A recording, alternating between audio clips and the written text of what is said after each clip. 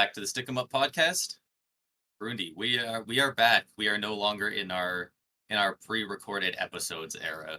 I am back from my trip. It's good to be back, and there the NHL season has just kept going, despite it seeming for Lightning fans like it completely paused with our week off. But uh, there's a lot of craziness going on. But do you have anywhere in particular for what we're talking about today? What you want to start with? First of all, glad to have you back. Glad to be back, back in the swing of things. I mean, for starting somewhere, we might as well just start. I think kind of where we left off. Top team in the league, number one team, the Winnipeg Jets, Not who just particularly keep on close. rolling. First of all, they set the NHL record for being the first team to win 14 of their first 15 games in the season. They've now expanded on that. They've now won 15 of their first 16, looking to go 16 for 17 tonight against Tampa Bay. Is it in Tampa or is it in Winnipeg? It is in Tampa. You know? It is in Tampa. Okay. So they're going on the road, but they got a chance to double down and expand on what they're doing. It's just impressive what they're doing. Yeah, and they're not for nothing. Their only loss this season came at home as well. So yeah. They're currently 7-0 in away games. 16 games into the season, a plus 39 goal differential. Yeah, good well, they did have last week. Hellebuck had 2 shutouts back to back. He was going for the third one to put up 3 shutouts in 1 week, and that's when Dallas scored with like a minute left or something. I'll put my hands up. I did kind of jinx it. That was so I wasn't funny. watching the game, but I looked up the score, and what was it? 3. It was like 3-0 with like a minute 30 left, and I was like, oh, here we go. Hellebuck's got his third shutout this week, and then it was like 5 seconds later. Yeah, I looked and it was 3-1. You texted me saying looks like he's about to get his third shutout, and then like a minute later you texted me, Lamau, I just jinxed him. Yeah. As soon as I said it, I was like, it's like he's gonna get it now. He didn't, but still, like, yeah. This not only is the team, they're just scoring at will, dropping goals left and right, but they're also keeping it out of their net. Like they're dominating in all 3 zones. It's just incredible what this team has been able to do so far this season, and like there's like you said, we're 16 games into the season. They haven't slowed down once yet. No, they're absolutely incredible right now. Like their team defense is so good. Their forwards are great in their own zone. Their defense is great. And then if you can deal with all that, you got Connor Hellebuck waiting in the crease. Like they're so good, and they figured out how to score as well. Like this team is just unreal at the moment. What's really impressive to me is the fact that they won 7 and then they lost. So it's like, okay, they've got their first loss. Now they're going to come down. But then they take that 1 loss, but then they go on an 8-game win streak right after, and counting still. Yeah. It's just so impressive the way that this team is playing, especially, not a new head coach, but like a coach, like a guy that's been in the system, but like it's his first kind of go at, being the head coach, being the guy in Winnipeg. And like, I mean, so far, like if you want to do early kind of like season awards, I mean, there's a bunch you can throw out to the Jets, and that starts with Scott Arniel, I think, being the clear front runner for Jack Adams. Yeah, I mean, obviously it's an 82-game season. We're 16 games in, at least for the Jets, but right now it's his award to lose. Like, he is killing it. A couple of people had the Jets not even making the playoffs. A lot of people still thought they'd be good. Nobody predicted 30 points in 16 games. Like, that's unreal. Yeah. Oh, sorry. They start off with an 8-game win streak. They lost to Toronto and they've won 7. So they're looking to put up, like, if they win tonight, like that's already 2 8-game win streaks they've got going on. It's just so far this season. Yeah, I'm hoping Tampa can give them their second loss, but we are going to be hard pressed to do it. This team looks good. They just shelled Shesterkin uh, not too long ago for 6 goals. Man, like even the best teams in the league, they're not just eking out these wins; they are winning in dominating fashion. But and that's the crazy part is it's not like they're winning, all their games a certain way. They're doing it in a variety. Like they can win in any type of game that they have to. They beat the Rangers 6-3. They beat Tampa 7-4 a couple weeks ago. But then you beat Colorado 1-0. You beat Utah 3-0. They'd beaten St. Louis 3-2. They beat San Jose 8-3. They beat Minnesota and Chicago both 2-1 in overtime.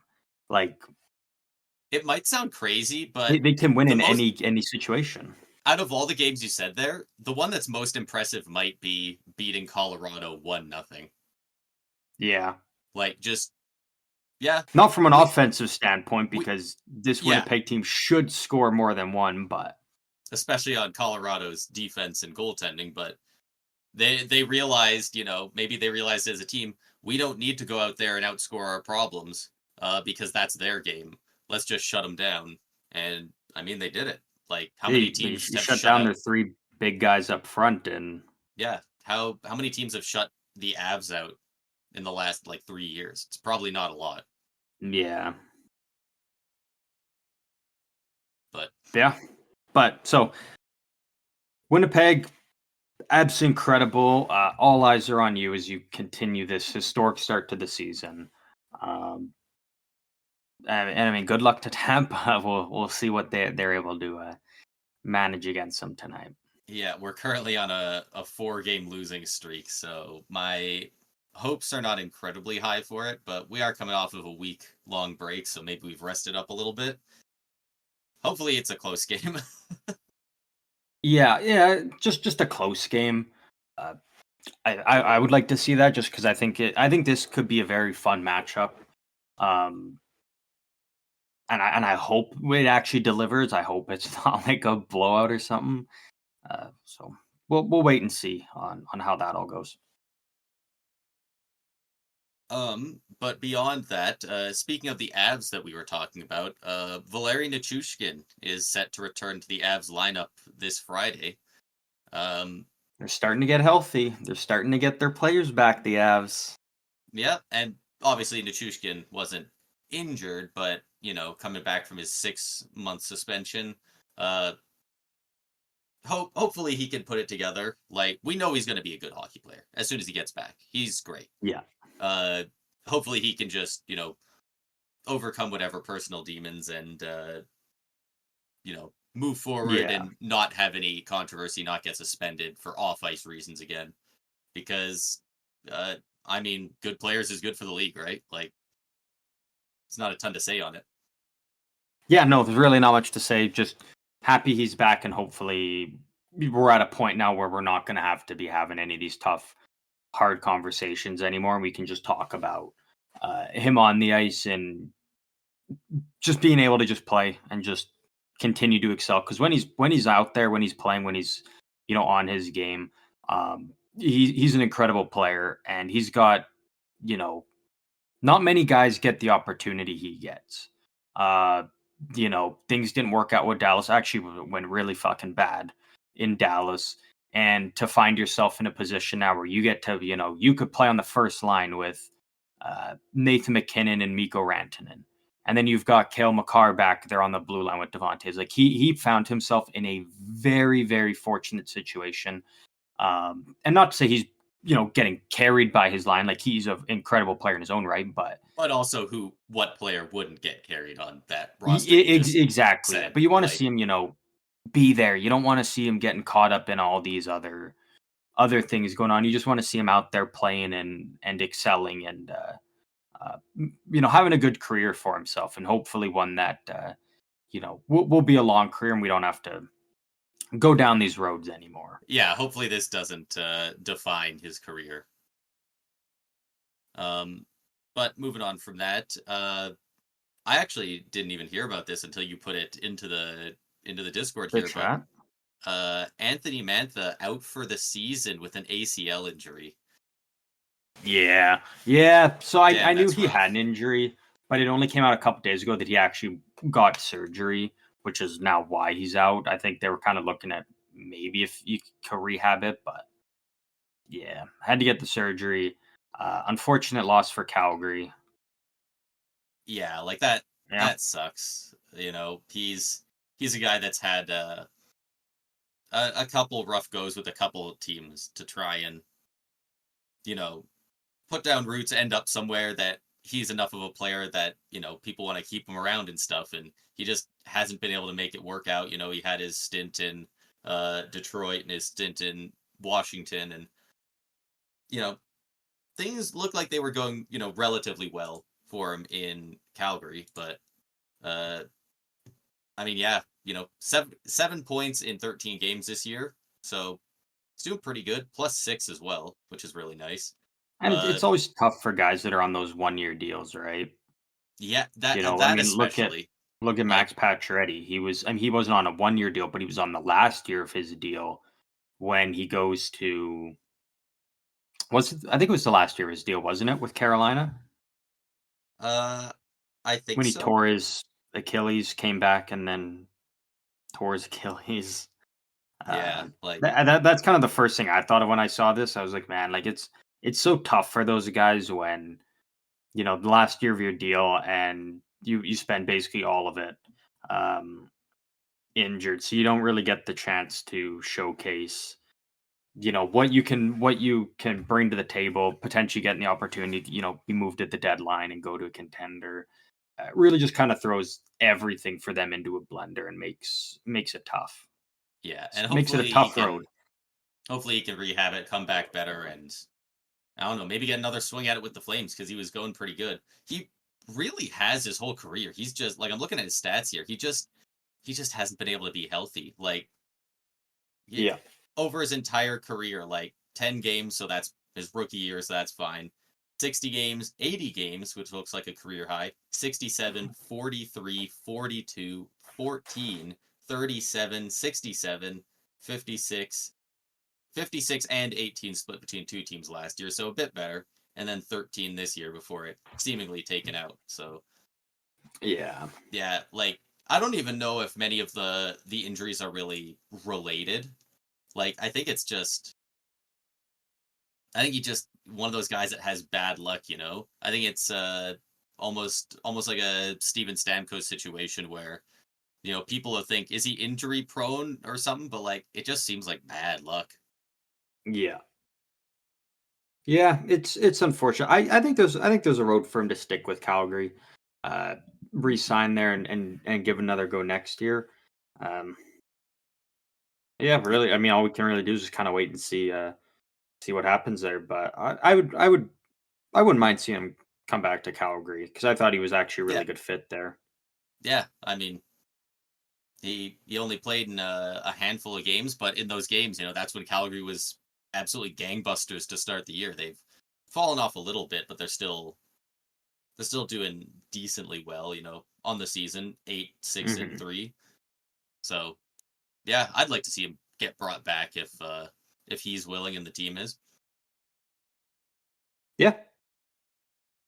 Do you wanna grab this next bit of news that we got here? Yeah, which one? Just got to pull up here. Yes, yeah, the PWHL, the PW. They've officially released all of the jerseys now that what was it, 6 teams? All 6 teams will be wearing. S- Some are really good, some are really bad. Um, I don't even need to break it down. If you've saw them, you know exactly which ones are the good ones, which ones are the bad ones. But it's good for the league. It's good for them to finally create that more identity and not just be Team Minnesota, Team Toronto, and whatnot. Like you can now actually have a full kind of identity for these teams. Is their hope is to grow this league, expand it, whatnot, and it definitely has the potential to. Like that's very clear after their inaugural season already. Um, So again, it's just another good step forward for the league, and just excited to see how they continue to go forward. I don't know who's the brand is for the jerseys. It looks like Bauer. I'm just googling it now. Everything I'm Why couldn't seeing, the NHL do that, huh? everything I'm seeing is Bauer. Oh, who was it the other night? Oh, it was Jeff Petrie, I think, on Detroit. He was wearing an Adidas jersey on the ice. They accidentally gave him an Adidas jersey instead of a Fanatics one. I mean, he probably looked the best out there, man. Like, Oh yeah, he had the cleanest sweater out there on the ice. that'd be so And it's funny. not just Everyone's like, because it's why a is his Detroit one. jersey? Why does he look so clean? Why is his look so much better? You realize Yeah, it's it's because like, he's the one yeah. not wearing Fanatics. For these PWHL jerseys, I just want to throw it out there. Do you have a particular favorite? Yeah, let me pull them I know back you were up saying there here. were some of them that were really bad, and I figure I could tell which ones you're talking about, but honestly, I don't mind any of them. I don't think any of them look that bad. Okay, But so there's going definitely through some one better by ones. one, Montreal I actually quite like. The logo is a bit like you could shrink it a bit. Maybe move it down a little bit. It's a little high up Yeah, there. I don't mind it though. Ottawa, like it's fine. Like the logo is nothing sexy or anything, but like it's still a clean jersey. Um, I Is like that the is that the is that the O? yeah, Or like it's is like that the O, but what are it's kind they? of also kind of like a C. I was gonna say, are they the Chargers or what were they? They're the Charge, the Ottawa Oh, it's Charge. just the Charge. Okay. I was like, I don't Um, think they're the Chargers. Toronto Deceptors. I'm not a fan of it really. I see what they're going for. I don't mind it, but I could definitely see people not being a huge fan of it. I'm just something about the Scepters. I'm more surprised than anything that they went for it. Well, That's and the big just thing, I it's a didn't unique know name. this.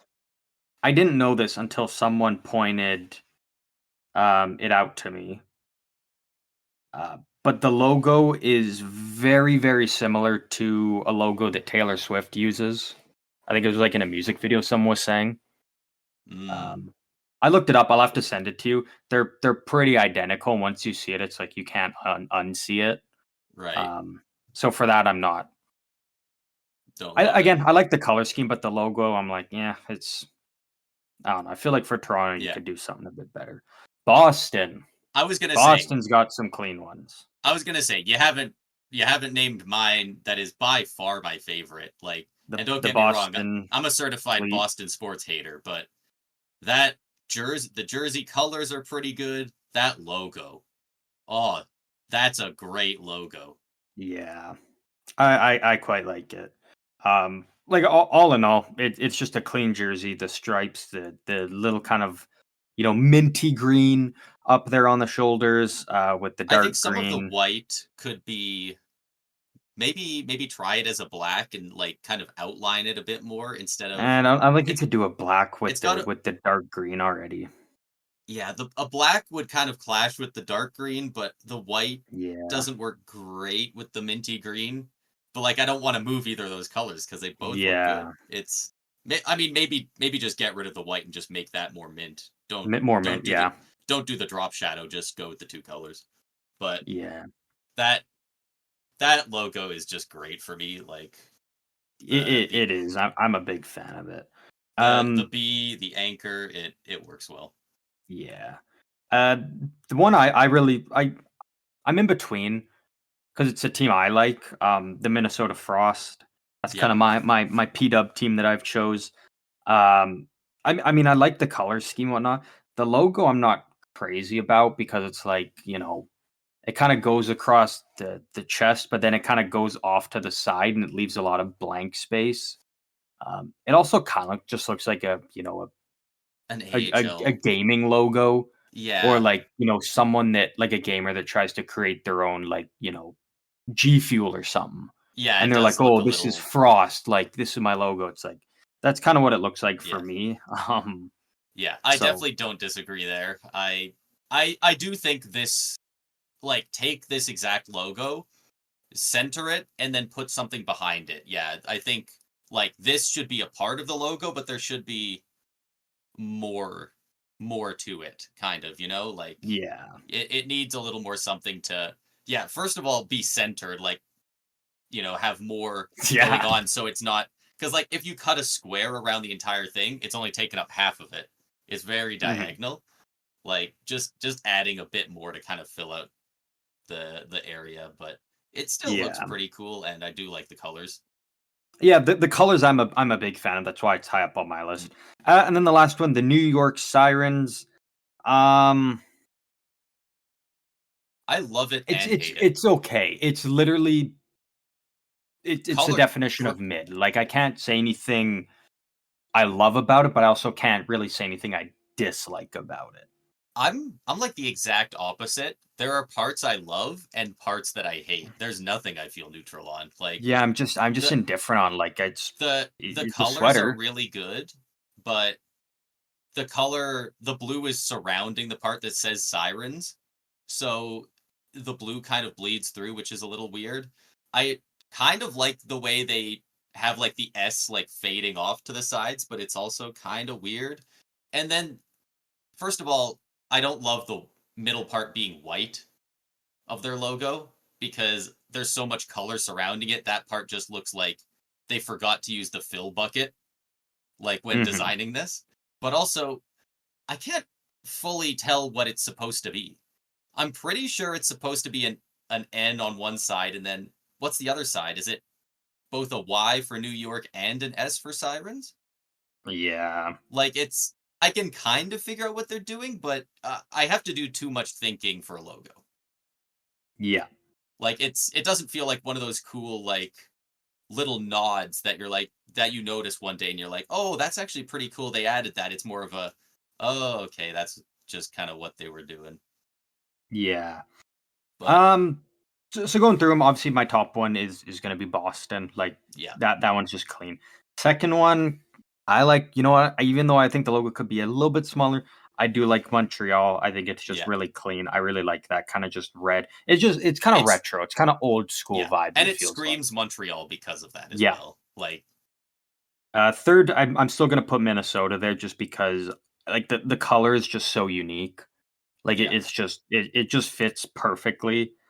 Uh, Fourth, I'll go Toronto. I'm not a fan of the logo, but in terms of the color scheme, I actually do quite like it. Uh, Fifth, yeah, probably the New York Sirens. I Again, nothing yeah, crazy. And then last, I'm gonna throw Ottawa there just because you could have done more. I feel like the the gray should have been a more fun color with that, and I don't love the logo, but for which one? for Ottawa. But honestly, Yeah, I think you had the exact same rankings as I would have had.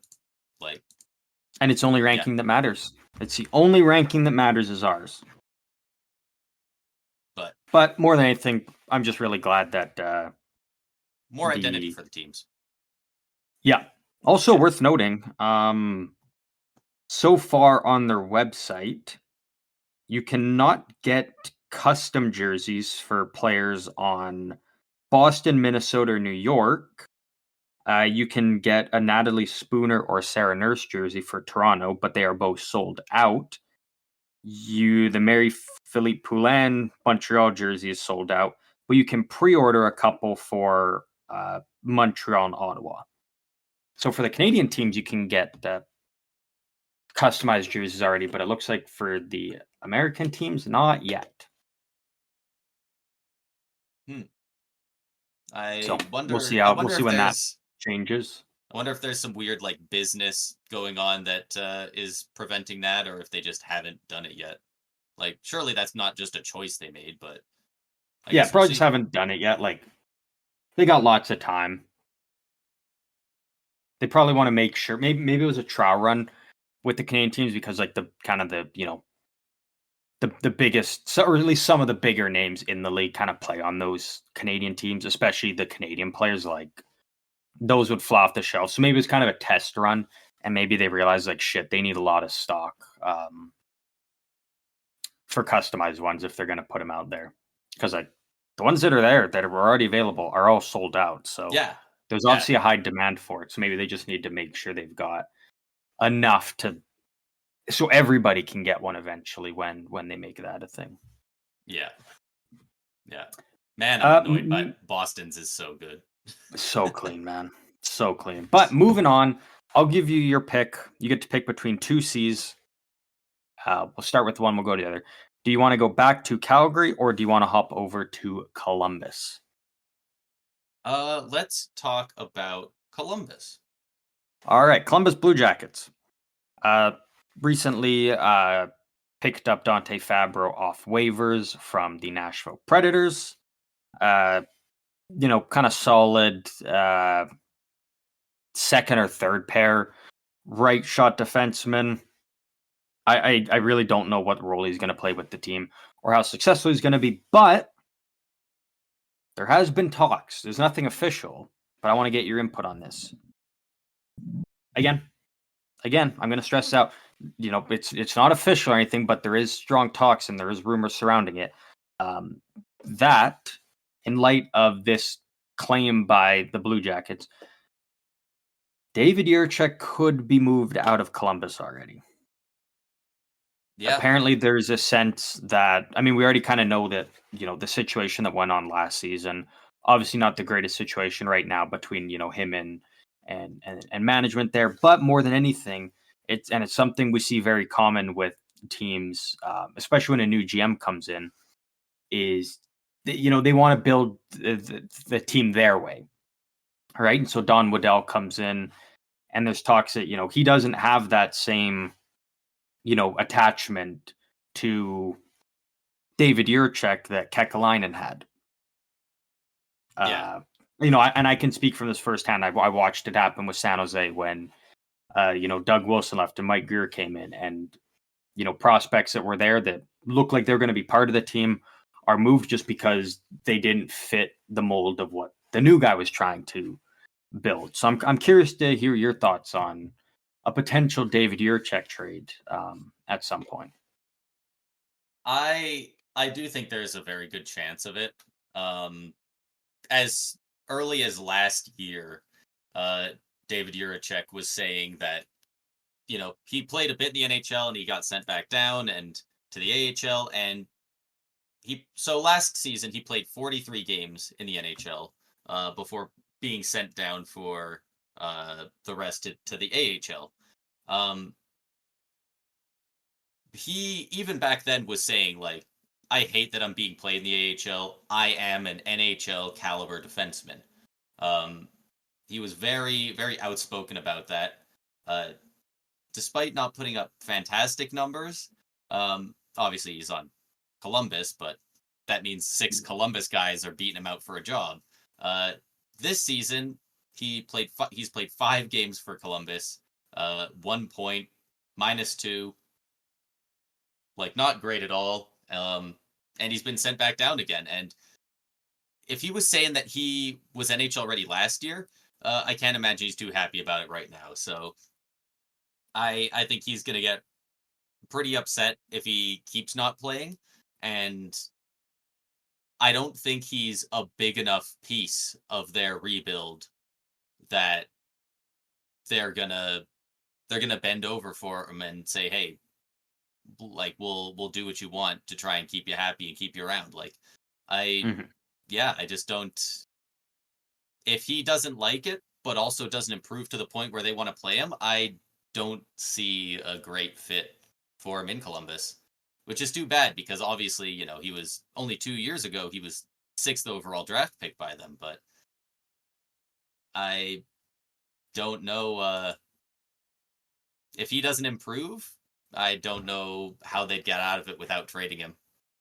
Yeah, that's kind of where I'm at. Like, I don't, it's not like they're in a position where it's like, they have to trade him. But I think the sooner you move him, probably the more value he has. Just based on the way things have been going, it seems like it's one of those things, like, the more you hold on to him, kind of the more it hurts his value. Like, he's still gonna have value regardless because, like, he is still a young defenseman. He was a 6th overall pick. But look at Vancouver. Right? They had Olli Juolevi for a while, and he was 5th overall and came from a great London Knights team on top of that too. And, the Canucks just kept trying to make it work with him. It wasn't working, to the point when they moved on from him, you didn't get anything. Right? And then you're sitting there like you just wasted a 5th overall pick, or potentially in Columbus's case, a 6th overall pick. So I think the sooner you kind of just rip the Band-Aid off and try and make a deal work, you can at least get the most value back for him. So you don't risk, just Getting having to almost trade nothing. him for, peanuts at some point down the road. I guess the question is then, what do you think he's worth right now? What's he done so far this year? So I'm kind of trying to look for his stats, and all I'm seeing is the 5 games played. It doesn't even say that 5 he's games playing. played, 1 assist. He did do really well. He's actually done really well both years when he spent time in the A. He hasn't played this year in the AHL, so is he just being Yeah. healthy scratched right now? I'm I not thought he sure. had been He sent could down. potentially be dealing with an injury. I'm not 100% sure. So again, there's not much to go off this season. You could It's the only thing 2 is, years ago. right? Like if you're He's moving still them, not like far. if you're Columbus, are you trying to, bring in an already established player, or are you trying to, just get picks and prospects again to kind of add to your younger core that you're building? You could probably still get a first and a mid-tier prospect.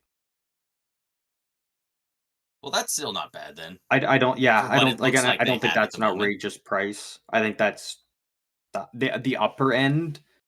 I could see again, it's tough because I just don't see Columbus in a world where they want to go out and get like a top 4 defenseman or something. You don't kind of be like, we need to get an impact piece to replace this, because Yeah. you're checking on impact piece right now. He could be, but he's not right now. So All right. So I've kind of first and a thought of one in my prospect. head. I don't think it would be 1 for 1. I think there's probably, a second, a sweetener on, I guess, whatever side you feel would be necessary. Probably on Columbus's side. But what do you think of the basis for a trade being David Juracek for Trevor Zegras?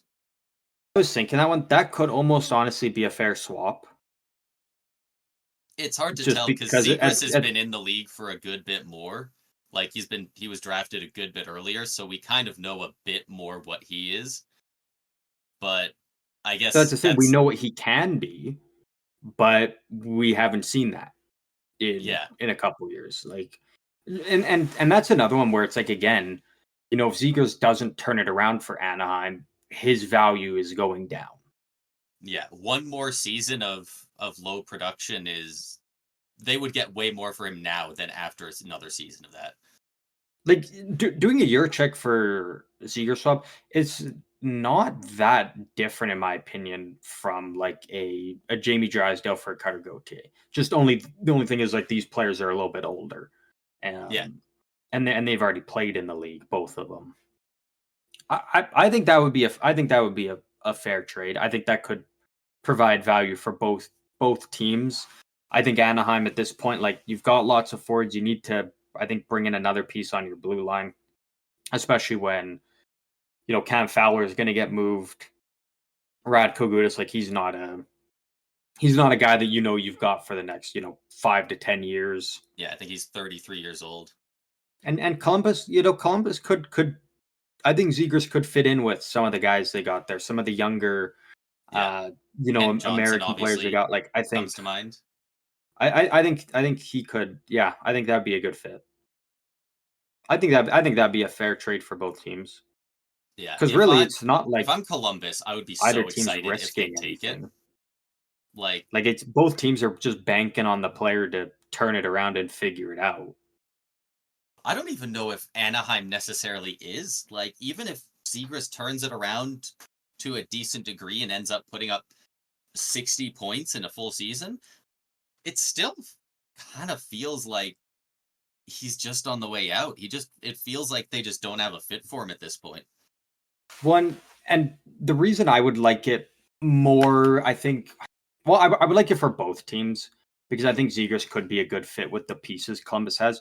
But I actually would kind of like it for Anaheim more because they've given Zegras every chance. They've given him so many opportunities and every chance to succeed, and it hasn't worked in the last couple years. You know what? I Whereas think you're being too Juracek- hard on Zegras. I think there's too much recency bias on how he did last year. I'm just looking at I'm his not even stats talking now. last year. I'm talking the last couple years. Do you know what you're talking about? 61 points in 75 games? 65 points in 81 games? That's only 2 years ago. He only had one down year. I thought he had at least two. But I mean, last year 15 and 31, 3 and 15. He's those are obviously not as good. He's not a great defensive player. And the thing is with David Jiricek, though, is David Jiricek hasn't been given any opportunity. We haven't even seen him when he's given the chance to, do his thing, right? I like the value of that more. I mean, when I was looking at this, I was thinking Columbus would have to add a third, maybe a second. So if you think it's an even trade, like I think it'd be an even. Honestly, I think it'd be a win-win for both sides. I think it's not if it was like 2 years ago for either side. If it was 2 years ago and Zegras put up 65 points, okay, yeah, but yeah. I mean, last year, okay, he gets the little pass because of an injury, 15 and 31. He's played 15 games this year. He's got 3 points. Yeah. And that's playing top 6 minutes. The one thing I will say with Anaheim is they're looking in a very tricky spot in their rebuild. They got some stuff they do need to figure out. They're below San Jose right now. Yeah, and it's so good though being a Sharks fan because San Jose started their rebuild after Anaheim, and their rebuild is further along than Anaheim. So, is their rebuild further along, or is it just Celebrini? No, the rebuild I think is further along. Because San Jose did the thing Anaheim couldn't do, and that was just rip the Band-Aid off. You look at Anaheim, you could have gotten a first and a prospect, potentially a first and a second for Toronto last year. But he's like, don't move me, I want to stay, so they hold on to him. I can't believe they didn't move him. Like, what do you get for him now? A guy wants to play for you, but you get maybe a third-round pick for him. I think you could probably still get a second for Vatrano at the deadline. And I don't know if teams would give up. Like, you look at the market now, though. Actually, who did go for a second last year? I'd have to think on who went for a second round pick. 6 points in 14 games this year. I don't know where he's playing in the lineup. Probably top 6, but first line. Well, currently, I don't know if he has the whole year, but he is on their first line at this moment. But he could. If my team's going into the playoffs, I would fire away a second rounder at least for, him on my third line or something like that. Mm-hmm. Yeah, it's just when you look at Anaheim, the biggest difference is San Jose ripped that Band-Aid off. They would have got way more. Moved pieces out, regardless of if it made the team much worse, which making them much worse is obviously what helped them get the first overall pick. And Anaheim's credit, they've had horrible draft lottery luck. So that's out of their control. They've had very good drafting. You're still holding on to Cam Fowler, who you probably should have moved on from a couple years ago when you're really trying to go through rebuild. John Gibson, you could have moved him when he was still, balling out, and now you're hoping he can have even a decent year so you can move him with his contract. They were just a little too patient with it. Talking with Columbus, like sometimes you just got to rip the Band-Aid off and capitalize on the value that is in front of you at that moment. Yeah. Honestly, I have a tough time feeling too sorry for him because I know this team is going to be so damn good in a few years. Anaheim? Yeah. They're still going to be give it 5 years. probably, and Anaheim and San Jose will be back to running the Pacific Division again. I would genuinely not be surprised if by 2030 they've won a President's Trophy. Like, they have so many pieces. No. Like, if some of these guys reach the potential that they think they can, you know, guys like Leo Carlson, Cutter Gauthier, they got Pavel Mintyukov on the back, Olin Zellweger, Lucas Dostal has looked really good this year. They still got Beckett Seneca coming up.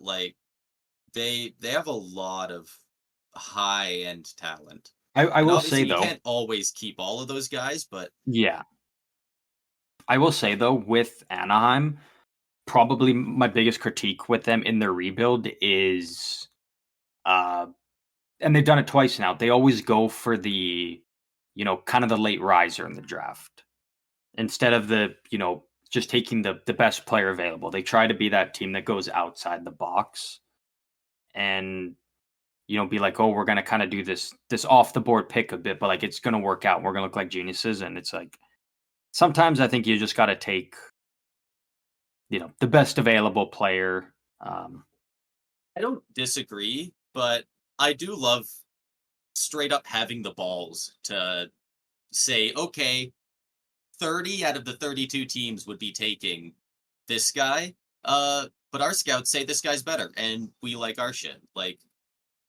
I do love having the nuts to go for Carlson over Fantilli. No, I'm okay with that one because I think that's not the obvious one you're talking about, for sure. You're choosing between two good players there, and it's just kind of what play style do you want more. But again, I'm talking about, well, first of all, the Beckett Seneca pick. The Beckett Seneca is the obvious I would have liked the prospect pool more having a Caden Lindstrom or Demidov or even an Iginla. But then you can go back to the 2021 draft. And I've made it very clear, I'm a big Mason McTavish fan.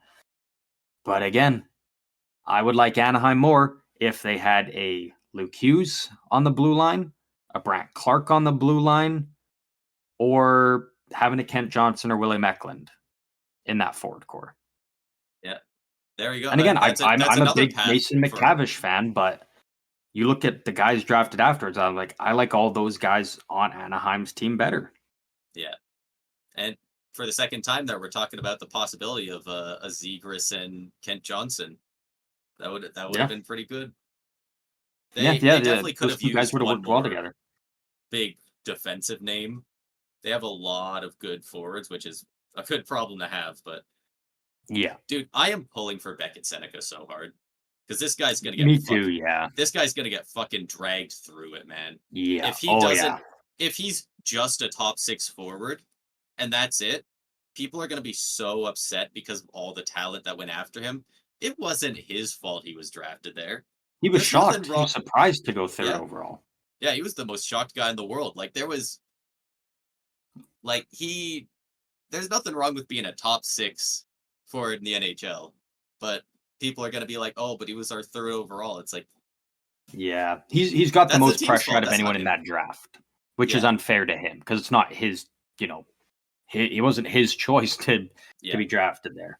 I will say, most teams had him pegged to go around 14, 15, 13 spot.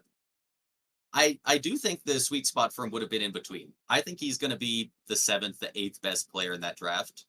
At least, like, right now, it kind of looks like it.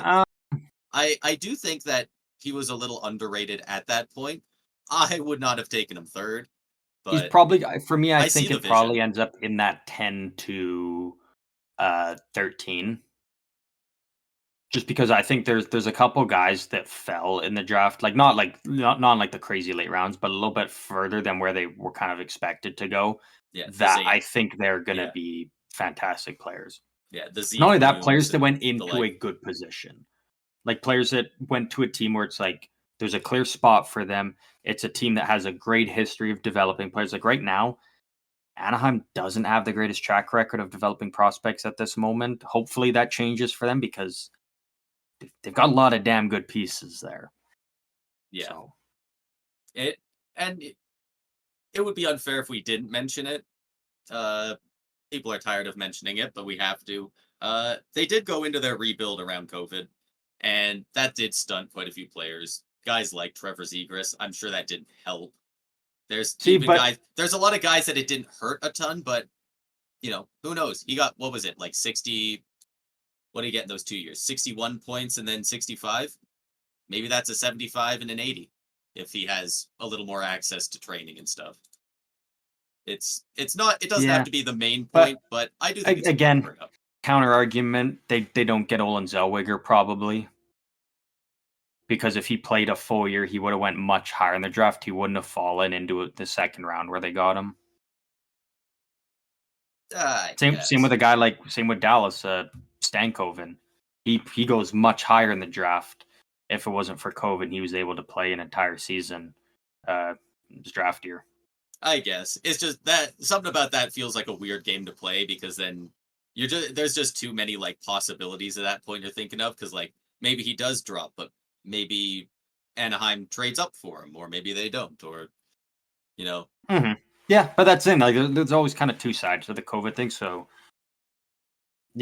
it did hurt some teams. Did help. I think it teams. Hurt rebuilding teams more than competing teams. Yeah. I would agree with you on that. I would agree with you on that. Yeah. Moving. So we started with Columbus. There, we'll go over to the other one, Calgary. Yes. I want to get your opinion on this because I personally was not a fan. So I don't think you were able to watch the game because you were obviously off partying on your booze cruise there.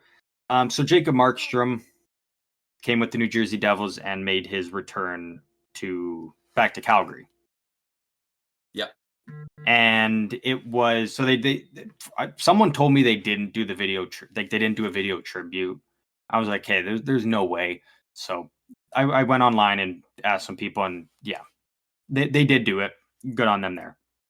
I was gonna say that'd be weird if they didn't. But it was during the first intermission that I didn't like it. So I'll throw I'll talk about Ryan Huska. I won't name the other individual because yeah, if you're a Flames fan, you know exactly who it is, and you know him. But it was during the first intermission, and they kind of brought up the topic of Jacob Markstrom again and his return. They cut to a video clip from an interview of Ryan Huska when asked about Markstrom, and he basically just shut it down and said, we're not talking about him. We're moving on. We're focusing on our team. And then it goes back to kind of the intermission segment, and the guys were talking, and the one guy basically was, and he's a part of the Flames organization, and he said, I'm tired of talking about Jacob Markstrom. Calgary, we only want players who want to be here. If you don't want to be here, we don't want you. And then the part that really just made me be like, fuck, that was wrong to say, was saying, oh, Dustin Wolf's here now. And Flames fans are more excited for Dustin Wolf than any Flames fans ever were for Jacob Markstrom. And I was like, holy fuck. Like that is bad on Calgary's part, in my opinion. Well, I think first of all, I think it's very hard to blame all of Calgary for not all of Calgary, but to allow that to be stuff that they're putting out there as a part of their feed and their organization. It's because first of all, Jacob Markstrom never said I want out. Craig Conroy went and kind of put that deal together with New Jersey. His agent were clearly not happy with Calgary. But that was after Calgary had that deal on the table with New Jersey. And then Markstrom was asked to waive his clause for the trade. He was like, and that's when he was like, I'm just playing hockey. Like I didn't ask to be traded. Why is this a thing right now? And then that's kind of when he was like, all right, well, yeah, you guys don't want me, then yeah, I'll go then. Like if you guys are wanting to trade me, okay, trade me then. I'll go to a contending team. But he never he wasn't the first. He didn't ask out first. Calgary was ready to move on from him first, which is a big part of it. Yeah, which either side would have been fair. Players have the right to ask for a trade, as much as GMs have the right to be like, hey, I know you have trade protection, but would you go here? Yeah. Honestly, and then the comment of being like Flames fans are more excited for Wolf than ever for Markstrom. That's so fucking false, because it was like a party in Calgary it's when false. It's Markstrom false. signed. Because first of all, the Flames spent how many years trying to find a goalie since Kiprusoff left? It was just a carousel, and they finally got a legit starting goalie on a good contract too. And the cherry on top was Edmonton offered him the exact same deal, and he chose Calgary over Edmonton. If he chose Edmonton probably has a cup. I think I'm going to say something you're not going to love. I think that makes it a better statement. I think it's better that it's not objectively true. If you trade, I can't even think of another starter because they've had so many nobodies before him and between Kipper. So I'm going to pick his current backup just for the sake of argument. Say Jake Allen was on Calgary, or even a guy lower down than Jake Allen, and they traded him and then said that. You're going after a guy who's not a needle mover, and you sound like a fucking dick. Yeah. You say it again about Markstrom, at minimum, it's a conversation. It is not a slam dunk yes. And I think that makes it better because it shows that you're not just trying to shit on Markstrom. You're trying to build up this other guy.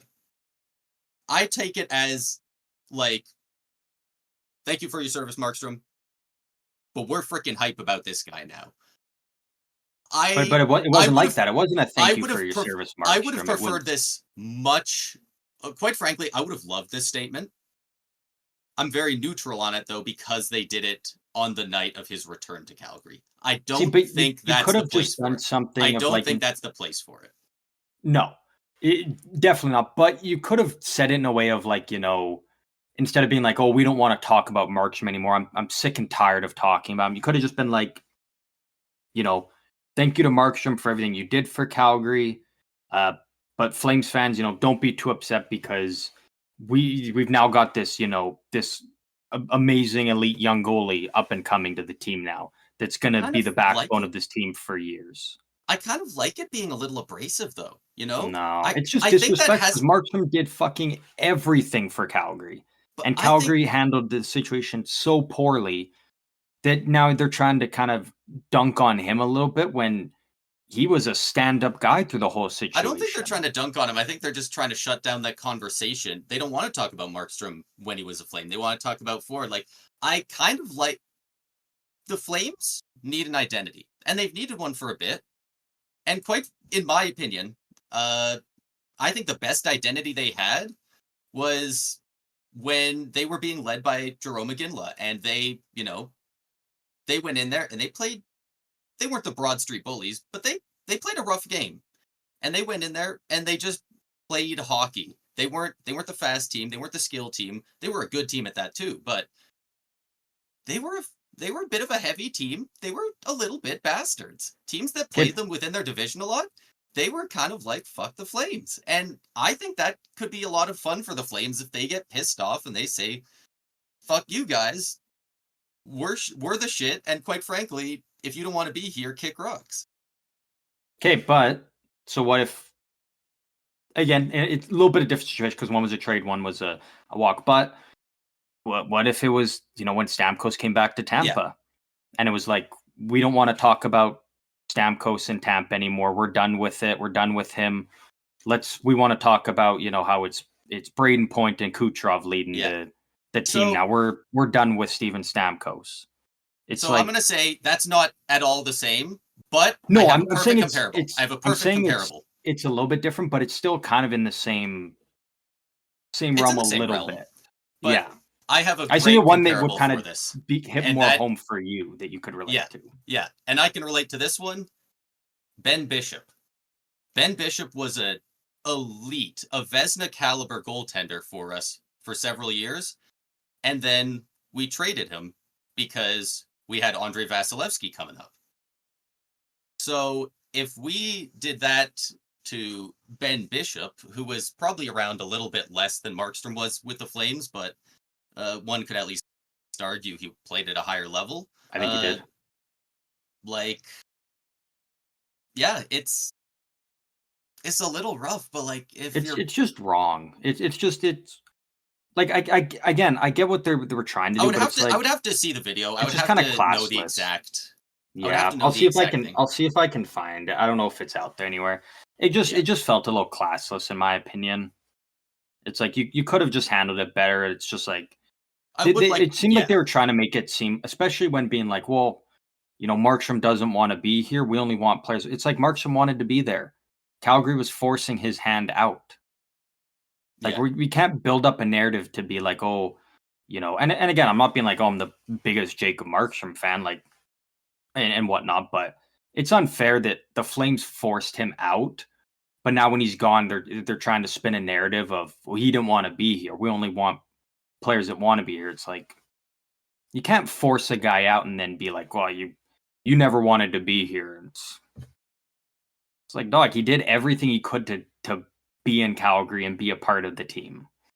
It was not his fault the Flames went into a rebuild and forced his ass out the door.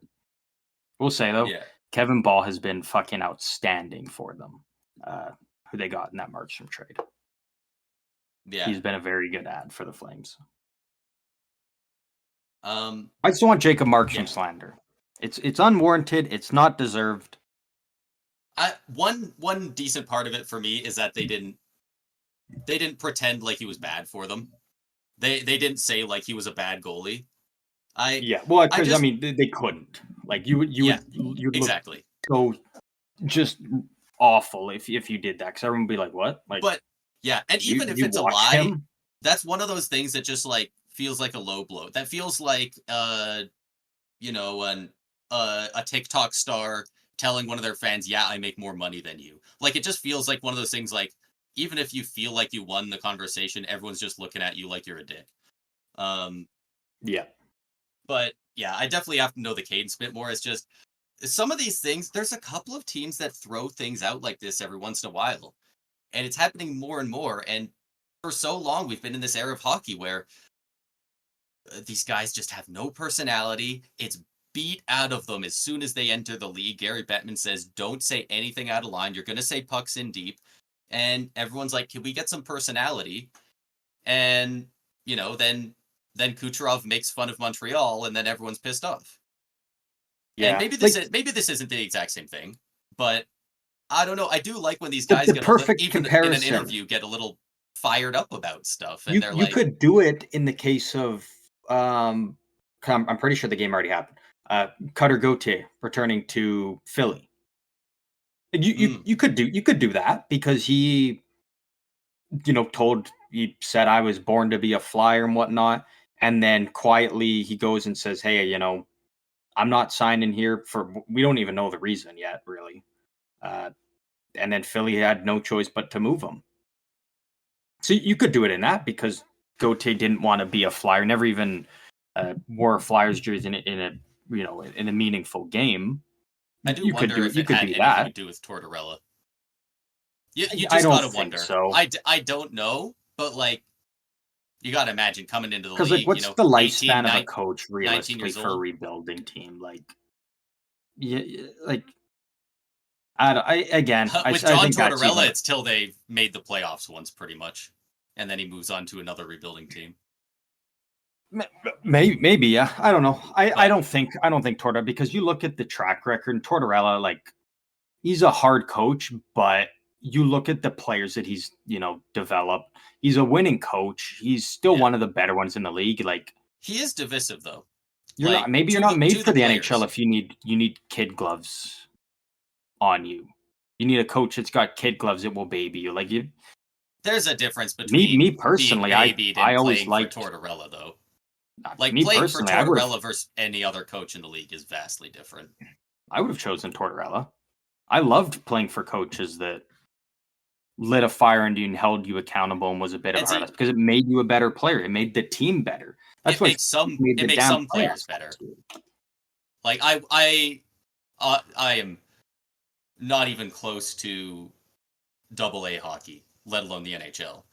But like, if I were to be coached by guys with the style of that, I would do better with any other NHL coach than Tortorella because I'm not built that way.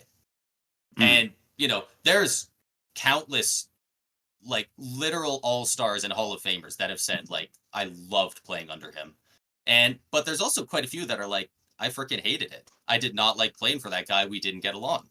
So, I have no idea if that's it, but if he's got a lot of hype behind him, he thinks he's the shit and also goes, "You know what? Before I set down roots in the NHL, I don't love Philly and I don't like the coach." I'm pretty sure they already shut it. I'm pretty sure they did shut down that it didn't have anything to do with Tortorella. Oh, okay. Because I was like the first thing that came out was like people were trying to stir it up and be like the first to break news, so they were kind of throwing that out there. Yeah. And that one again, it very well could still be. The arguments they were always there around Tortorella that down when anything happens. Really, it's just one of those guys. But wrapping that up, moving on to our last few things here.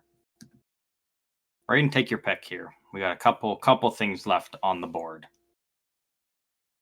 I will talk about the one that is going to very most likely go down tonight. As we record this, it is in the late afternoon on the 14th of November, and Connor McDavid currently sits at 999 career points. McDavid is going to hit 1,000 points in the Diddy Bowl tonight. The Predators and Oilers. He's going to drop 1,000. It's so crazy that he's already there. Like, he will, even if he doesn't get it tonight, unless he goes on a massive skid without scoring, he is going to be the 4th fastest player in NHL history to hit 1,000 points. Like, in this era, that's insane, dude. That is so crazy. Yeah. And it's not incredibly close to whoever's after him, so he's obviously needs a single point. The 4th fastest player currently to hit 1,000 career points was Peter Stastny, and he did it in 682 games. Connor McDavid has played 658 games, so he's, 30-ish less? A couple more, 32. He is only, if he does it tonight, he will have done it in 3 games more than Mike Bossy. I remember looking at this at the start of the year. If he really went ham at the start of the year, like, he's been good, obviously, but 17 points in 13 games. If he was a little bit higher up, he would have done it a little bit before Bossy. Yeah. Like, that's unreal. Obviously, also, all of these guys, Mike Bossy did hit 1,000 points in 86. Stastny did it in 89. Gretzky in 84, Lemieux in 92. All of these guys did it in a much higher scoring era. Scoring is still going up. It is not what the 80s was, though. Mm-hmm. So this really is an astounding stat. Yeah, it's incredible, and it just really highlights how just incredible of a player McDavid is. Like, we're already at, I think we're already at we're definitely at the point where he's already in the top 10 all time. And, now it's the fun part of, like, hearing people make the argument for, is he top 5 already? Is he top 3? Like, hearing these arguments, and it's all warranted, and it's fun to, hear it out, because, like, he's just that good of a player that already at 27 years old, he's cemented himself Goofy. with the best to ever do it, and is only going to continue to climb up those ranks. he just hit his exact potential in the games. That's so freaking goofy, man. Yeah, and he's about to drop his 1,000th. Dude, what do you think? Do you think goal, assist, Uh, secondary assist? it will be a primary assist. 5 minutes into the game. And do you know why I it's can going to be barely a see that. primary assist? Because Leon Draisaitl is the Nashville Predator assassin. Have you seen his stats against the Predators specifically? I did at one point, but I can't remember off the top of my head. I'll bring them up right here because I mean, so there's a good chance the internet's listening, but I put in Draisaitl stats, points, contract versus Nashville are the queries on Google. It knows what we want to see. It's ready. I don't need game by game. I just want it in total. In 28 games in his career against the Preds, he has 27 goals and 19 assists. So what is that? 30? No, that's 46 points in 28 games. 1 goal less than a goal per game against them. Like, Yeah, like that. Okay, that's yeah. like he just Yes, yeah, obviously he's a great probably player, is gonna be a but he beats the crap out of him. yeah. Yeah, it's probably going to be an assist, and then naturally the place is going to erupt. All players are going to come off the bench. It's going to be a little party there for Edmonton, and especially with it being in Edmonton, like it's going to be. I hope he gets it because that's going to be such a cool moment. It's going to be fun, and also for anyone wondering, Sidney Crosby. So McDavid will be the 4th fastest player to 1,000. Sidney Crosby is the 1, 2, 3, 4, 5, 6, 7, 8, 9, 10, 11, 12th fastest. Once McDavid hits it, he'll be the 13th fastest to 1,000. And that is obviously not knocking the kid, but that just shows you the scope of what McDavid's done. Like, yeah, it's incredible what he's done, and I just can't wait for the game tonight because I'm really curious to see when he gets that point and how he gets it, and then just watch the magic that'll ensue right after. yeah. Damn, dude. 1,000 points already is so insane. He, out of his entire career, he has had 2 seasons with less than 100 points. And that's his rookie season, where he only played 45 games, and the 1920 season, where he had 97 points in 64 games. Yeah. Like, yeah, it's nuts. Just he's a special talent. Generational talent. But yeah. Got to keep this show on the road. One last item on the board. Braden, hit us with it. This is the big one. This is the big one we saved for the end. Lars Eller has been traded. He got traded by the Penguins to the Capitals for a 3rd-round pick and a 5th-round pick. He has, I assume they're just clearing some cap. He's got 1 season left at $2.5 million per.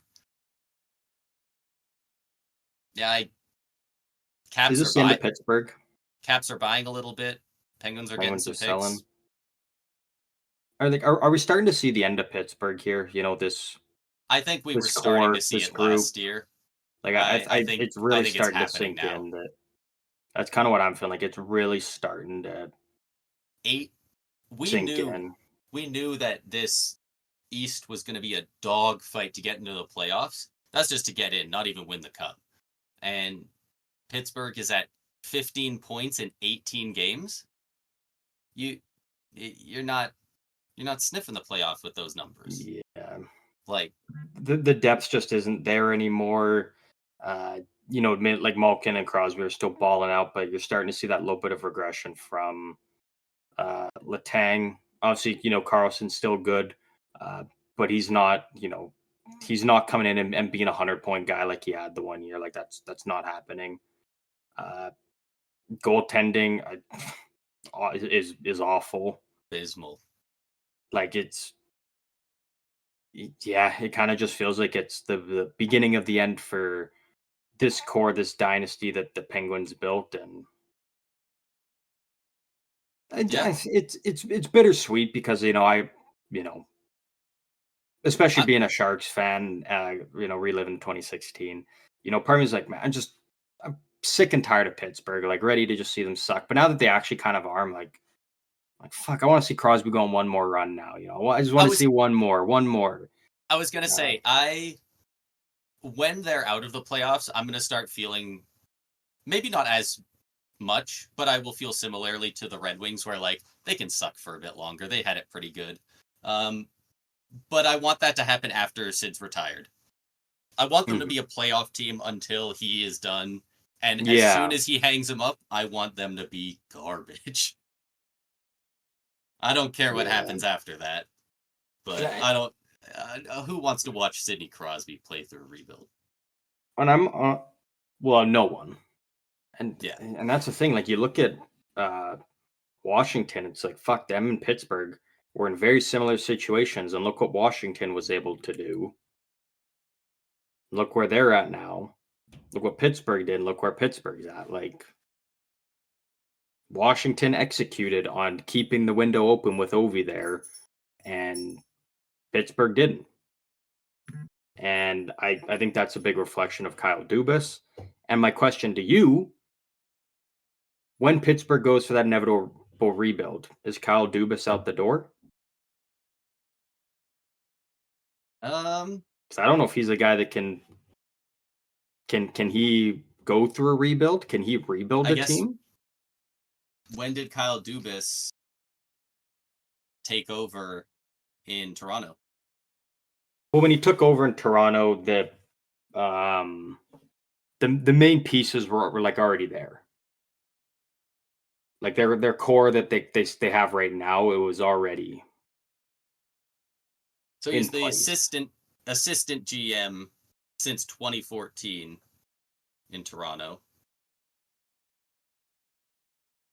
When did he become the main GM? Is it Was it 15? was it the year they got No, it's Tavares? 17, 18. They decided not to renew Lamorello's contract. So in 2018 he okay. Yep, May of 2018, he was named the 17th general manager in club's history. Bro, 17? The Leafs have been around for like 100 years. So when he came in, that's when they made the splash to get Tavares. Now again, it was a big move for them. Whether or not Kyle Dubas was GM, uh, Tavares was going there regardless. So I mean, Honestly, if the cap is kept going up, who knows how bad it would have looked. It wouldn't have been great, but it wouldn't have been the albatross contract that it's ended up being. one and the And he trickle still down played well. effect as well Yeah. because of other contracts and whatnot that because of that. Um, yeah, I don't know if he can do a whole rebuild with the Penguins. And when you start a rebuild, like we kind of talked about at the beginning of the episode, you gotta find your GM right when you're going into a rebuild and be like, okay, you're our guy because you know you don't want to be in a position where you've got a guy for a couple years doing a rebuild and then you fire and you bring someone in and then they don't like the They the don't the, like the the guys. structure that's being built up by the other guy, Yeah. and then you're starting from square one again. Yeah. So that's a tough decision the Penguins are going to make. Like, is Dubas the guy? That Because being everything we've said, seen from him, he's only ever been a buyer in trying to build contending teams. Like, that being said, I'd be curious to see. you don't have that same issue with the new guy disliking the players as often if you hire from within. Like if the Yeah, assistant yeah, GM becomes the new GM after the GM's fired, generally they've been with that guy, they see the vision, they think in a relatively similar way at least. Um, I have yeah, no idea who their assistant GM is in Pittsburgh, but yeah. I don't know. Look, Penguin. maybe it's something as simple as actually I don't know. I don't know if Crosby would become a GM. I don't think he would actually. I think he's probably he loves the game too much. I think he's more suited to being a coach, but But ooh. interesting decisions for Pittsburgh. Can you Already name selling the off. assistant general manager and the current general manager for the Wilkes-Barre Scranton Penguins? You know him. Um, I make it sound like it's a former Shark. I don't think it is. But he played with a former Shark. oh No- yeah, because it's notoriously one of Kyle Dubas's guys. yeah, it's Jason Spezza. Yep, Yeah, 'cause he Jason came over Spezza. with Dubas. Yeah, looks like in August this year he got promoted to GM of their AHL team. And then I know the other one because Amanda Kessel's with them, right? Amanda Kessel, where is she? There, manager of minor league operations and assistant general manager to the Scranton Penguins. Yeah, Amanda Kessel. Okay, because I was gonna say because I remember that came out because because she didn't go into the Yeah. Oh, Doug Wilson's there. PWHL. Yep. Doug Wilson, senior advisor of hockey operations. Does he do anything, or is he just collecting a paycheck from his friends? Pretty much. Senior advisor of hockey operations. Yeah.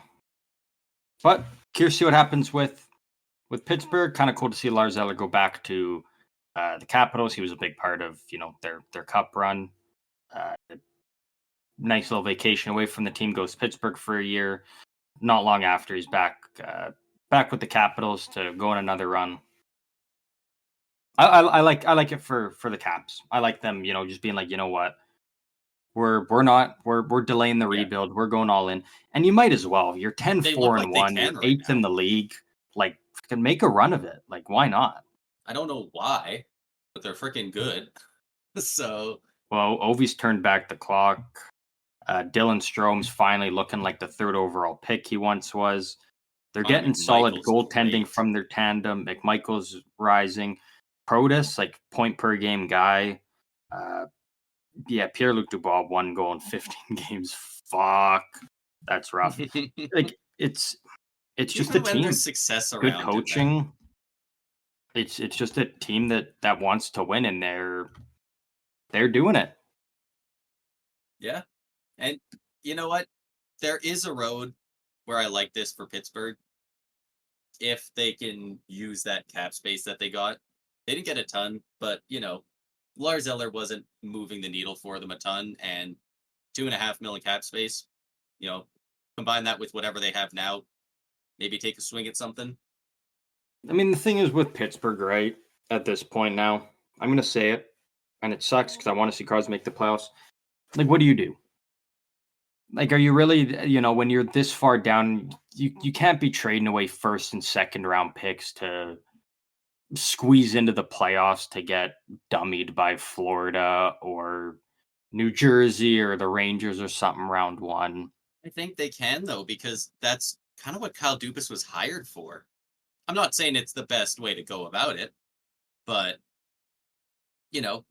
Tampa moved on from Stamkos because we wanted to stay competitive versus going down, having the captain go down with the ship. But the Penguins decided, because it's fucking Sidney Crosby, we're just going to keep selling and trying to do everything we can for him. And Kyle Dubas. I don't think that's the best way to run the org, but it's also Sidney Crosby. So Kyle Dubas ended Pittsburgh's hopes when he traded for Erik Karlsson. I like Karlsson. I think he's been a great player for them. But that $10 million. Yeah. And we know that he's never been afraid of those big deals. Yeah. Obviously signing a lot of them in Toronto, but like, it was a trade that brought a lot of hype to Pittsburgh and whatnot in some dark times when, the team was really not starting to have much success. But just looking at it, it's like, yeah. It's a trade that hasn't worked out the greatest for them. Again, Karlsson's still a fantastic player, but yeah, not worth $10 million. It didn't even really cost him a ton. Like, it's just They gave too up a much cap. first and got out from some bad contract. It's basically similar to the deal Vancouver made with Arizona, kind of, where it was like, Yeah. the Canucks gave up that first round pick to unload a bunch of guys on contracts, to bring in big contracts back, hoping that those players would work out. It's basically that.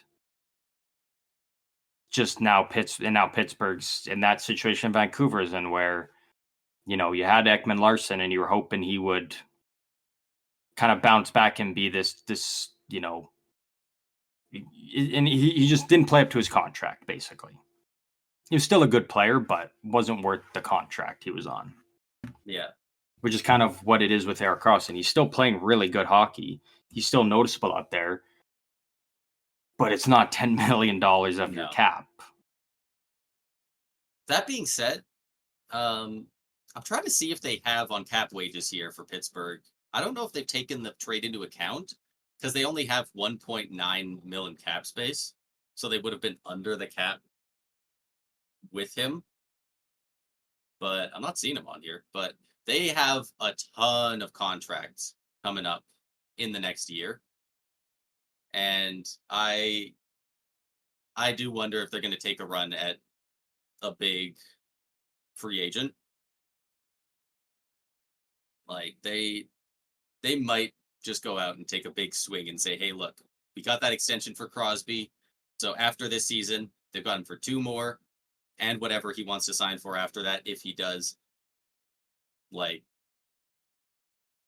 will they sign some guy for like big money and just be like, this really is the last dance now? But like, I'm trying to, but then at that point, why wouldn't you have just kept Jake Gensel?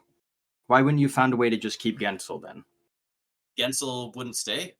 From everything I've heard, it sounded like he refused to stay. No, Gensel would have. It's just Pittsburgh wasn't giving him an offer that was fair. Pittsburgh was giving, like, kind of lowballing him. Oh, maybe. Because they did give him offers, but it was just Pittsburgh just couldn't give him, wasn't giving him even a reasonable offer to think of. And that's because Pittsburgh didn't have a whole lot of money, which they could have made it work. They could have moved out pieces. They could have sold and just been like, all right, we're packing it in for this season, but we're going to keep Gensel. Yeah. You move him, you didn't get the greatest return. So, but I'm like, moving a guy like Gensel, you got to get a better return. Like, maybe if Marner hits free agency, but like, Marner's the only guy I can think of off the top of my head that I'm like, could make, and I still don't think he goes to free agency, but he's the only guy that I like couldn't, like, there's a slimmer of a hope he could. That's better than a Jake Gensel. Yeah. But I mean, it doesn't always just have to be one guy. They might, be the big free agency winners. They might be, the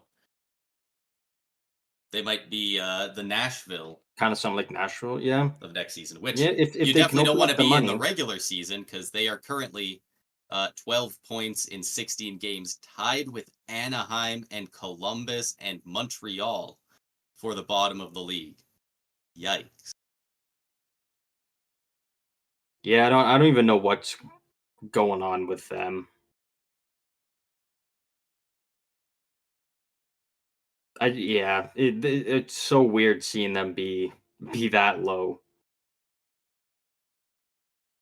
Like, it's a good team. It's a really good team they've built. Maybe the pieces just aren't clicking the way that they thought they would. So, all right. So let's put on our crazy hats, and let's just think like completely theoretically, because this is goofy as hell. But I like goofy, so go on. There's a couple of guys that contracts are expiring next season that I could see them going for. Like at the end of this season? Yes. Okay.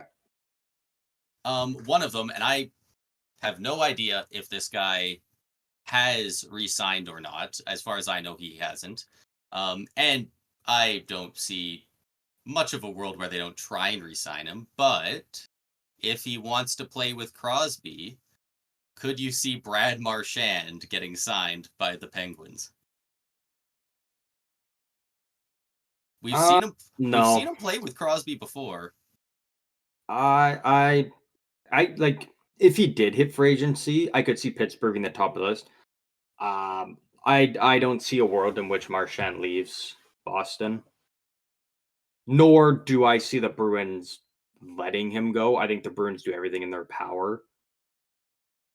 Because like otherwise you hit a really fucking rough spot where it's like, Char was your guy for so many years. Bergeron finally gets it, but he doesn't have it for that long. He retires. Then you give it to Marchand right after. He's there for like he only has the seat for a couple years and he's gone. He's just a big part of that team. And Boston Starting to regress. they're gonna keep Boston's always gonna try to be competitive after signing Swayman. Like they're committed to going all in. Yeah, Boston's never gonna accept a rebuild. And Yeah, they'll probably just never have to go through one for some reason. They're just going to keep being good. If Marchand hit free agency, I could see Pittsburgh being the top of the list. But yeah, I don't see a world in which Boston lets him go.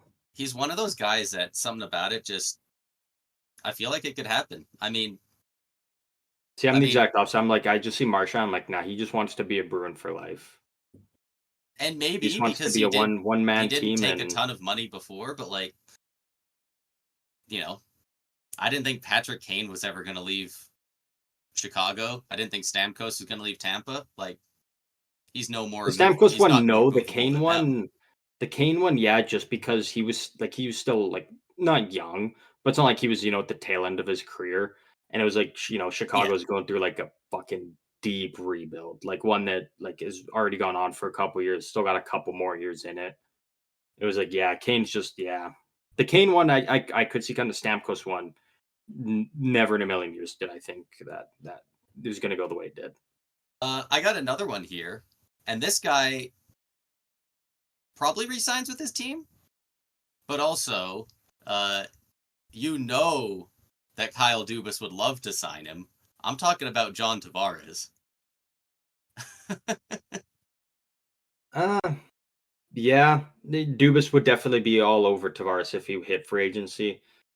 Again, I think he's with Toronto though. How goofy would it be if this time next year their top 6 included Mitch Marner and John Tavares in Pittsburgh? That would be nuts.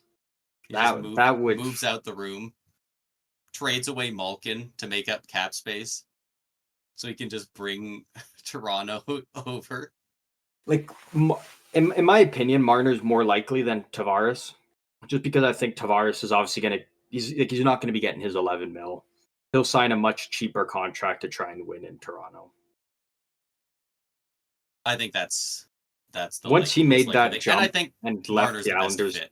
Yeah, well, once Tavares, jumped ship and left the Islanders the way he did to go to Toronto, it was kind of like, okay, like he made that jump to be with the Leafs for the rest of his career, or until he's 38 and the Leafs are like, all right, we're done with you. If you want to go win a cup, go chase one or something. But it's so hard to gauge that because like free agency, it's just so cursed in Toronto, man.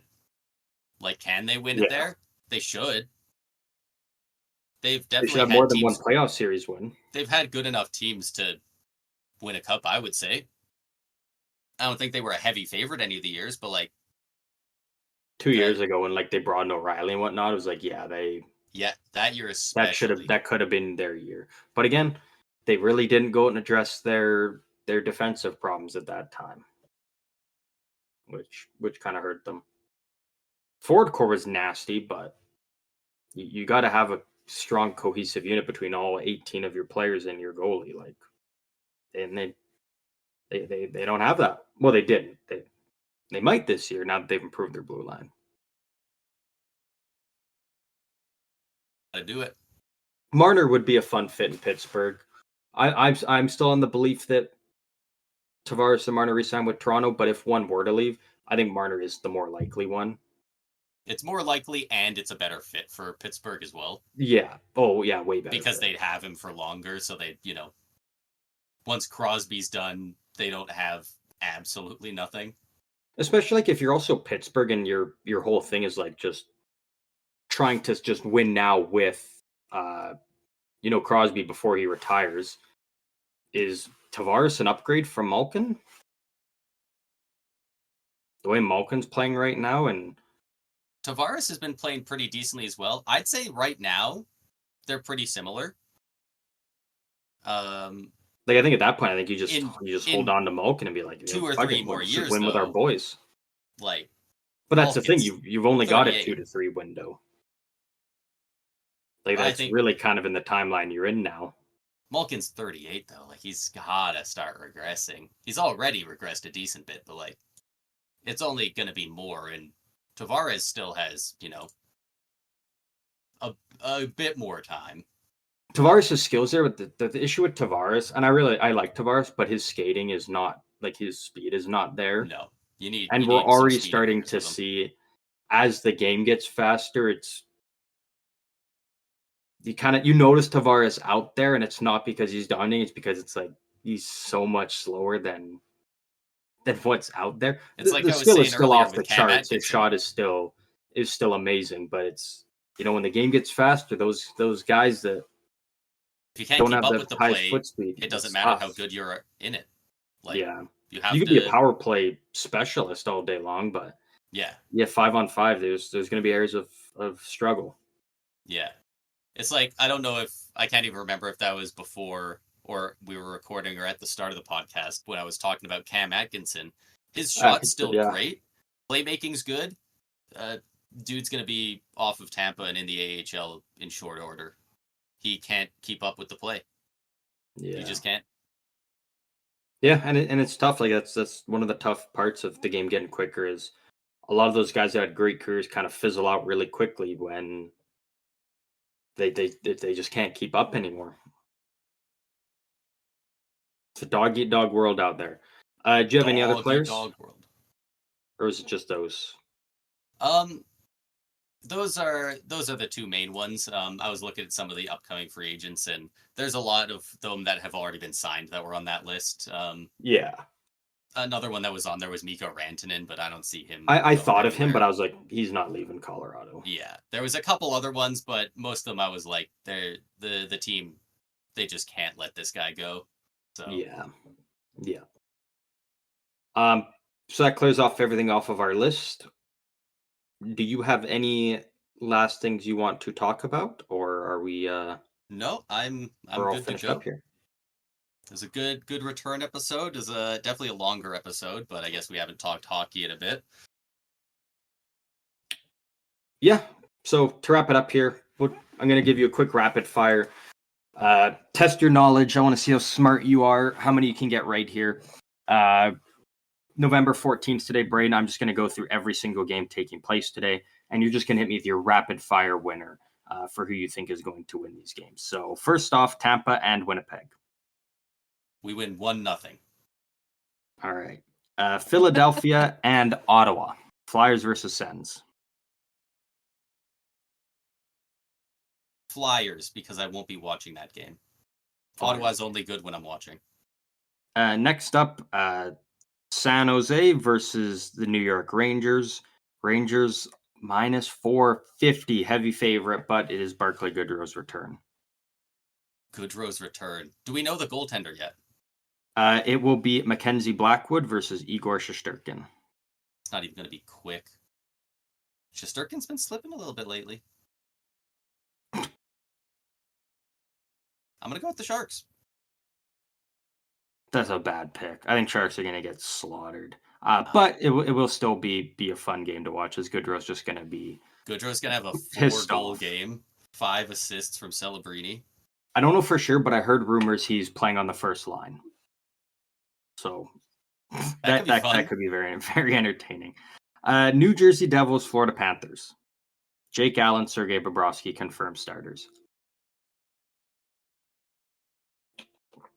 That'll be Panthers. Yeah, Panthers. You mean the Panthers?